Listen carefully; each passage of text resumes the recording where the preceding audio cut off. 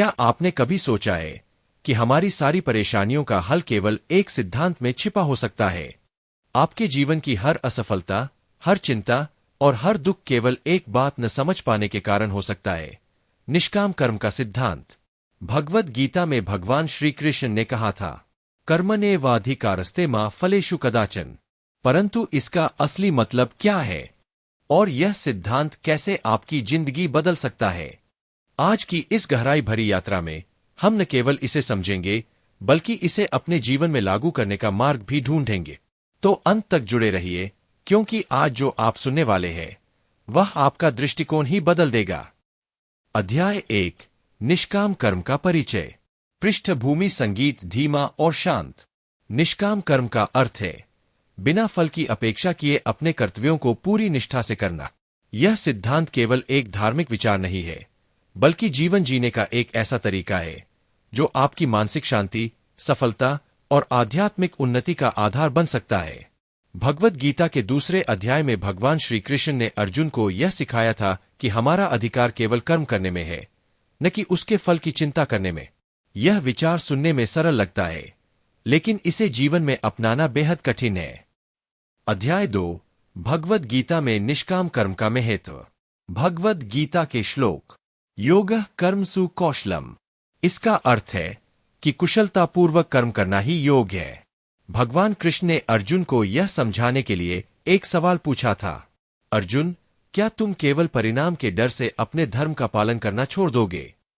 यह प्रश्न न केवल अर्जुन के लिए था, बल्कि यह हम सब के लिए है। हम में से कितने लोग हैं जो असफलता के डर से अपने सपनों को अधूरा छोड़ देते हैं? श्री कृष्ण का यह संदेश हमें सिखाता है कि जब हम निष्काम भाव से काम करते हैं तो हमारा मन नकारात्मक विचारों और डर से मुक्त हो जाता है। अध्याय 3, शास्त्रों से प्रेरक कहानियां। एक राजा जनक की कहानी। राजा जनक को विदेह कहा जाता था क्योंकि वे निष्काम कर्म के आदर्श उदाहरण थे। उनका पूरा जीवन सांसारिक जिम्मेदारियों और आध्यात्मिकता का संतुलन था।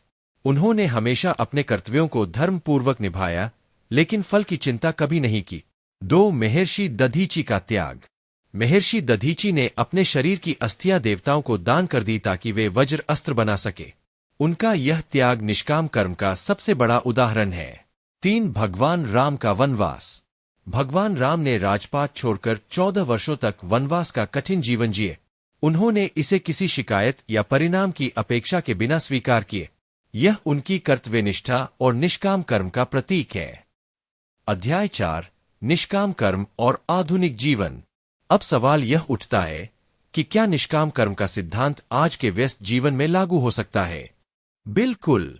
आज जब हर कोई परिणाम के पीछे भाग रहा है, निष्काम कर्म हमें सिखाता है कि अपने कार्य पर ध्यान केंद्रित करना ही असली सफलता है। एक कार्यक्षेत्र में निष्काम कर्म। यदि आप अपने काम को केवल तनख्वाह या पदोन्नति के लिए करते हैं, तो आप तनाव और असंतोष के शिकार हो सकते हैं। लेकिन जब आप काम को अपनी जिम्मेदारी और खुशी मानकर करते हैं, तो परिणाम अपने आप बेहतर होने लगते हैं। 2 रिश्तों में निष्काम कर्म। रिश्तों में हम अक्सर अपेक्षाएं रखते हैं जो हमारे दुख का कारण बनती है। यदि हम निष्काम भाव से प्रेम करें और दूसरों की भलाई के लिए काम करें, तो रिश्ते मजबूत और आनंदमय हो जाते हैं। 3 समाज सेवा में निष्काम कर्म। असली समाज सेवा वह है जो किसी स्वार्थ या प्रसिद्धि की चाह के बिना की जा। महात्मा गांधी ने इसी सिद्धांत का पालन किया और एक महान आंदोलन खड़ा किए।